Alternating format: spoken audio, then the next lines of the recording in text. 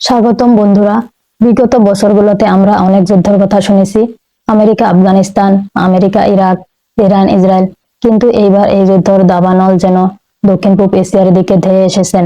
তো বন্ধুরা, আমি বলেছি সাম্প্রদায়িক সীমান্ত সংঘাতে কেন্দ্র করে যুদ্ধ সাদৃশ্য পরিবেশ গড়ে ওঠা দক্ষিণ পূর্ব এশিয়ার দুই দেশ থাইল্যান্ড এবং কম্বোডিয়ার কথা।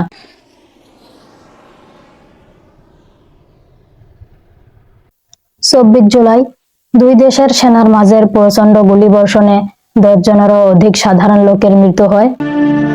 তবে এই আক্রমণ কে প্রথমে করেছে তা নিয়ে উঠেছে প্রশ্ন। এই হামলার দায় কোনো একটি দেশেই গ্রহণ করেনি। এটা নিয়ে চলেছে দুই দেশের সেনার মাঝে দশাদশি। থাইল্যান্ড ও কম্বোডিয়া দুই দেশেই একে অপরকে আক্রমণের দায়ে দোষারোপ করছে। আরম্ভ যে দেশেই করুক না কেন, এই সংঘাতে কেন্দ্র করে বর্ডার এলাকায় চলেছে চরম উত্তেজনার পরিস্থিতি। দু দেশেই বর্ডার এলাকা খালি করেছেন এবং জনগণকে বর্ডার এলাকা ছেড়ে নিরাপদ স্থানে সরিয়ে যেতে বলেছেন।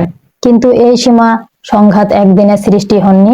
এর পেছনে কি কারণ আছে, চলুন আমরা বিস্তারিত আলোচনা করি। থাইল্যান্ড ও কম্বোডিয়া দক্ষিণ পূর্ব এশিয়ার দুটি দেশ। থাইল্যান্ড, যেটি এক সময় পরিচিত ছিল সিয়াম নামে, এবং কম্বোডিয়া ছিল ফরাসি ইন্দোচীন অঞ্চলের অধীনে।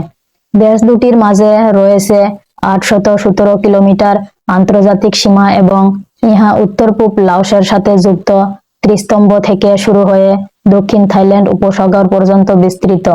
দেশ দুটির মাঝে শুধু বাউন্ডারি নন, আর্ট, কালচার, ধর্ম আদিত রয়েছে বহুত মিল। দেশ দুটি এশিয়ান জোটের অন্তর্ভুক্ত এবং মোট জনসংখ্যার 90% অধিক লোক বৌদ্ধ ধর্ম পালন করে। 1863 সালে কম্বোডিয়ার রাজা নরোদম ফরাসি সুরক্ষার অনুরোধ করেন এবং এর মাধ্যমে কম্বোডিয়ার একটি ফরাসি প্রোটেক্টরেট প্রতিষ্ঠিত হয়। এ সময়ে সিয়াম কম্বোডিয়ার ওপর তাদের অধিকার ত্যাগ করে এবং আনুষ্ঠানিকভাবে ফরাসি প্রোটেক্টরেট হিসেবে কম্বোডিয়াকে স্বীকৃতি দেয়। 1887 সালে কম্বোডিয়া ফরাসি উপনিবেশ ও প্রোটেক্টরেটভুক্ত অঞ্চলগুলোর সাথে একত্রিত হয়ে ফরাসি ইন্দোচীন ইউনিয়নের অন্তর্ভুক্ত হয়। এই ইউনিয়নের মধ্যে ছিল লাওস এবং ভিয়েতনাম। এর তিনটি অংশ কোচিনচিনা, আন্নাম ও টনকিন। 1904 এবং 1907 সালে ফ্রান্স এবং সিয়ামের মধ্যে যে সীমানা চুক্তি হয় তার ভিত্তিতে দুটি দেশের মধ্যকার সীমান্ত নির্ধারণ করা হয়। তবে এই মানচিত্রগুলোতে ভুল ছিল। কিছু এলাকায় চিহ্নিতকরণ ছিল অস্পষ্ট। পাহাড় ও নদীর সীমারেখা ছিল বিভ্রান্তিকর। এই চুক্তির অস্পষ্টতাই ভবিষ্যতের দ্বন্দ্বের বীজ বপন করে। 1947 সালে কম্বোডিয়া ফরাসি ইউনিয়নের আওতায় স্বায়ত্তশাসনের মর্যাদা লাভ করে এবং 1949 সালে এর প্রোটেক্টরেট অবস্থার অবসান ঘটে।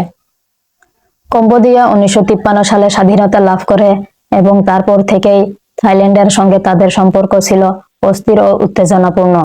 1950-এর দশকের শেষ দিকে ডাংরেক পর্বতমালার সন্নিকটে অবস্থিত প্রবিহার মন্দিরকে কেন্দ্র করে সীমান্ত বিরোধ শুরু হয়। 1962 সালে এই বিরোধ আন্তর্জাতিক বিচার আদালতে গড়ায় এবং আদালত কম্বোডিয়ার পক্ষে রায় দেয়। তবে থাইল্যান্ড রায়ের ব্যাপারে আপত্তি তোলে। 1960-এর দশকের মাঝামাঝি সময়ে ককুর দ্বীপ নিয়েও একটি বিরোধ দেখা দেয়। এরপর কয়েক দশক ধরে কম্বোডিয়া গৃহযুদ্ধ ও খেমার রুজের শাসনে পতিত হয়, ফলে হাজার হাজার শরণার্থী থাইল্যান্ড সীমান্ত অতিক্রম করে।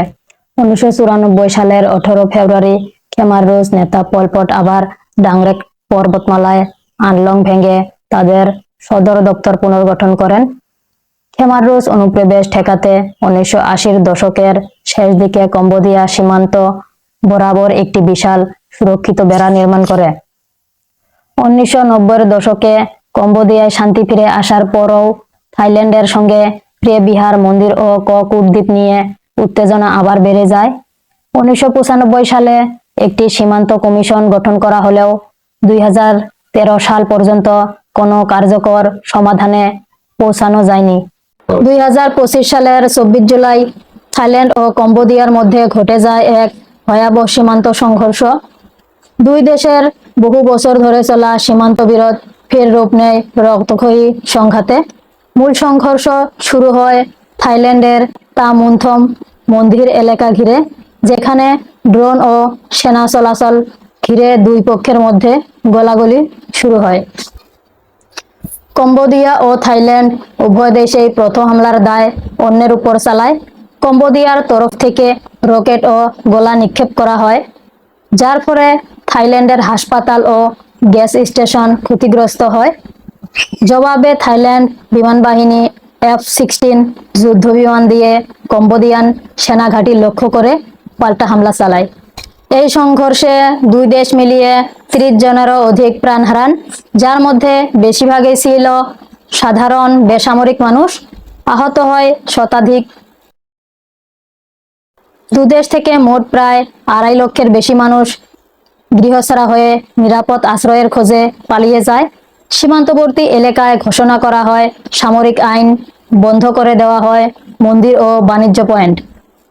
এই সংঘাত শুধু একটি সামরিক সংঘর্ষ নয়, বরং এটি দুই দেশের রাজনৈতিক উত্তেজনা ও সীমান্ত বিরোধের একটি ভয়াবহ প্রতিচ্ছবি।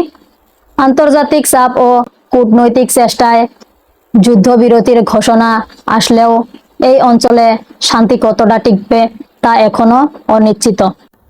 এই সংঘর্ষ প্রমাণ করে দক্ষিণ পূর্ব এশিয়ার বহু সীমান্ত অঞ্চল এখনো অস্থির। থাইল্যান্ড ও কম্বোডিয়া যদি সীমান্ত নির্ধারণ ও ঐতিহাসিক ক্ষত নিরসনে যৌথভাবে কাজ না করে, তাহলে ভবিষ্যতে আরও বড় সংঘর্ষ হতে পারে।